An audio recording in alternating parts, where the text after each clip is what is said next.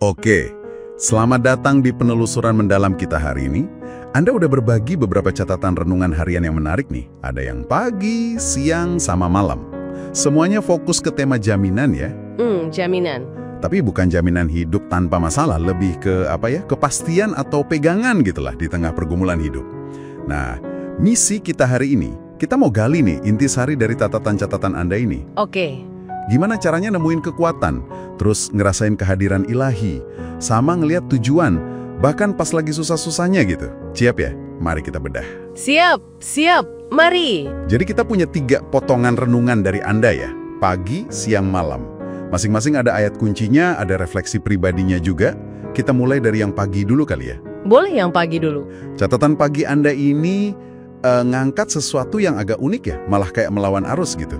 Kekuatan itu justru muncul pas kita lagi lemah. Iya, itu dia. Ini kan ngambil dari 2 Korintus 12 ayat 9 itu ya. Iya.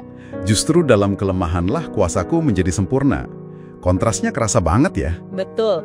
Dunia kan biasanya nyuruh kita, sembunyiin aja lah kalau lemah. Tunjukin yang hebat-hebat aja. Persis. Yang kuat-kuatnya aja. Nah, ini malah dibalik.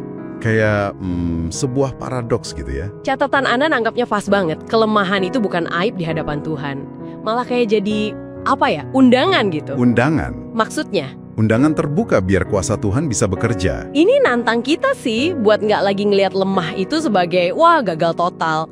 Tapi mungkin titik awal sesuatu yang baru. Oh, jadi bukan soal kita jadi kuat dari diri sendiri, tapi lebih ke ngasih ruang gitu ya, buat kekuatan lain masuk pas kita ngakuin, oke, saya terbatas nih. Nah, itu dia. Dan ini nyambung banget menurut saya ke catatan Anda yang siang. Iya benar. Kalau yang pagi tadi soal ruang buat kuasa Tuhan di dalam kelemahan kita, yang siang ini ngebahas sumber kekuatannya itu sendiri ya. Tepat. Yaitu kehadiran Tuhan yang konstan. Yang menarik di sini penekanannya di Mazmur 46 ayat 2 itu, Allah itu bagi kita tempat perlindungan dan kekuatan, sebagai penolong dalam kesesakan sangat terbukti. Sangat terbukti. Iya, kata kuncinya di situ tuh, sangat terbukti. Ini bukan soal Tuhan yang jauh gitu terus perlu kita telepon kayak layanan darurat. Catatan Anda itu menggarisbawahi ide kalau dia itu udah ada di situ, udah terbukti hadir. Persis di tengah-tengah kesesakan kita. Wah. Kehadiran yang konstan ini bukan yang sesekali muncul. Itu yang jadi jangkar kita pas lagi ngerasa lemah, sendirian, di tengah kesibukan atau tekanan hidup. Jadi kayak 2 sisi mata uang ya ini. Justru pas kita lagi ngerasa paling down, paling lemah, malah pertolongan sama kehadirannya itu paling dekat, paling nyata. Bisa dibilang gitu. Itu insight yang kuat dari catatan Anda. Berarti gini dong, ngakuin kelemahan itu bukan lagi sekedar pasrah, tapi malah jadi langkah aktif ya buat mengakses bantuan yang sebenarnya udah selalu ada di situ. Persis, tepat sekali.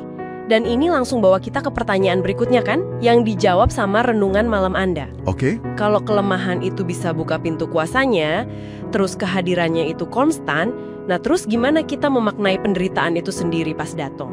Apa itu cuma gangguan aja, atau ada makna lainnya?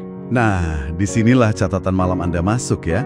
Fokusnya geser nih ke tujuan di balik penderitaan itu. Ngerujuknya ke Roma 8 ayat 28. Kita tahu sekarang bahwa Allah turut bekerja dalam segala sesuatu untuk mendatangkan kebaikan. Ayat yang kuat itu. Iya, poin kuncinya seperti yang Anda tulis juga, itu bukan janji kalau masalah bakal hilang gitu aja cepet. Tapi janji kalau Tuhan itu bekerja di dalam segala situasi itu untuk kebaikan. Di dalamnya ya, bukan menghilangkannya seketika. Betul, seolah-olah tuh nggak ada pengalaman pahit, nggak ada air mata yang sia-sia. Semuanya bisa diolah lagi gitu ya buat tujuan yang baik. Kalau kita coba tarik benang merahnya nih ya, dari pagi, siang, malam, ketiga catatan renungan Anda ini, secara kolektif nawarin cara pandang yang lumayan transformatif ya soal kesulitan hidup. Gimana tuh maksudnya transformatif? Jadi penderitaan itu nggak cuma dilihat sebagai tragedi, nasib buruk yang harus dihindari sebisa mungkin. Tapi sebaliknya bisa dipandang sebagai mungkin alat atau proses. Alat atau proses? Iya, yang mungkin Tuhan pakai buat ngebentuk karakter kita atau memperdalam iman atau yang mencapai tujuannya yang lebih besar yang mungkin kita belum lihat sekarang. Oke, masuk akal. Nah, ini kan ngubah respons kita ya. Dari yang tadinya cuma pokoknya bertahan hidup jadi ada pertumbuhan apa nih yang bisa dicari di tengah badai ini? Jadi, kalau kita rangkum nih ya, kesimpulannya apa nih dari semua ini? Benang merah dari catatan-catatan Anda ini kuat banget sih. Jaminan ilahi itu ternyata bukan soal hidup yang lurus-lurus aja, bebas masalah. Bukan itu ya intinya? Bukan, malah kebalikannya. Jaminan itu justru dialami sebagai satu, kuasa Tuhan yang nyata di dalam kelemahan kita. Oke. Dua, kehadirannya yang setia selama kita ngelewatin kesulitan. Dan tiga, yakinan akan tujuan baiknya yang bekerja melalui penderitaan yang kita alami. Kuasa, kehadiran, tujuan.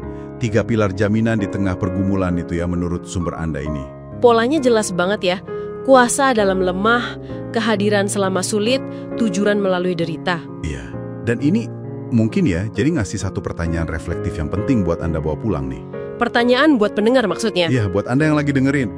Kalau memang jaminan ilahi ini kuasa dalam lemah, kehadiran konstan, tujuan dalam derita memang sekokoh itu kayak yang digambarin catatan renungan ini, gimana caranya Anda bisa secara aktif, nyadar, ngerasa, atau apa ya, mengaksesnya gitu. Bukan cuma pas lagi momen tenang baca renungan, tapi justru di tengah riwanya kesibukan, tekanan rutinitas sehari-hari Anda. Wah, gimana caranya jaminan ini bisa turun gitu? Dari konsep di kepala jadi pengalaman nyata di hati dan tindakan Anda setiap hari. Itu pertanyaan yang dalam sih, dan penting banget buat direnungin lebih lanjut ya. Terima kasih banyak sudah mengizinkan kami menyelami catatan-catatan Anda dalam penelusuran mendalam tentang jaminan di tengah pergumulan ini.